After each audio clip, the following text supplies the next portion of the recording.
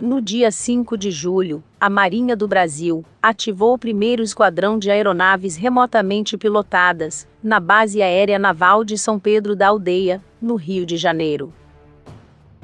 O esquadrão possui 6 aeronaves do modelo Sken Eagle, além de lançadores e recolhedores, para operação terrestre e marítima, podendo operar tanto de dia quanto à noite.